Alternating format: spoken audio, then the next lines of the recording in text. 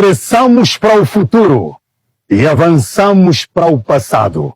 Assim diz uma delas, o livro de sabedoria do povo Untu, da antiga ordem Bantu.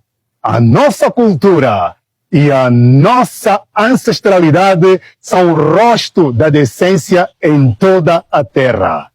Com Situ Tuvutu Kidi, regressamos ao Jardim de Glória, Vata de Ankembo, e assim está escrito, aquilo que era, voltará a ser. É por isso que essa terceira festa de comemoração de aniversário do Divino Intotila Tade de Ambuí Sevotadi diante de Messi marca definitivamente e fisicamente o nosso regresso à cabeça. Porque a floresta representa o topo, representa a cabeça. De que adianta apenas a manifestação espiritual de quem nós somos, o povo Untu, o povo cabeça, se não se fazer firme fisicamente, materializadamente. E então, nós, nesta terceira festa, vamos simbolicamente regressar à ordem universal. Intino representa árvore. Nós somos descendentes da árvore da vida.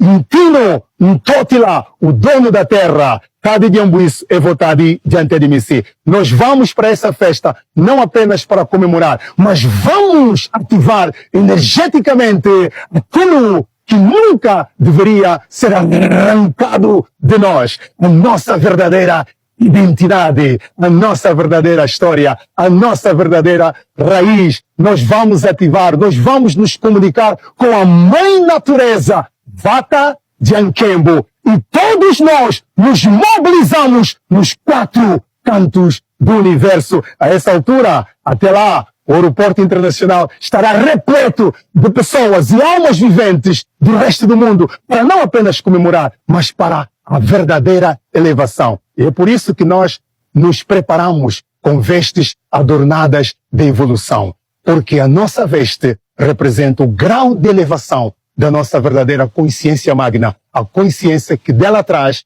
o conhecimento da verdade. Simbolicamente, a veste representa conhecimento. E a veste pura é o conhecimento da verdade. Sinta a vibração do que emana de nós, só a partir da nossa postura e da nossa vestimenta. E você que está moído, e você que está perdido, e você que está caído, que tal despertar e entrar para a vida? E entrar para a vida é entrar para Tadi, porque Tadi significa a energia da fonte, a fonte que é a vida. E a floresta é de lá onde nós vamos avançar para o passado e regressar para o futuro, de onde nunca deveríamos ter saído. E você, vem conosco? Constitu Tuvutu Kidi. Congo.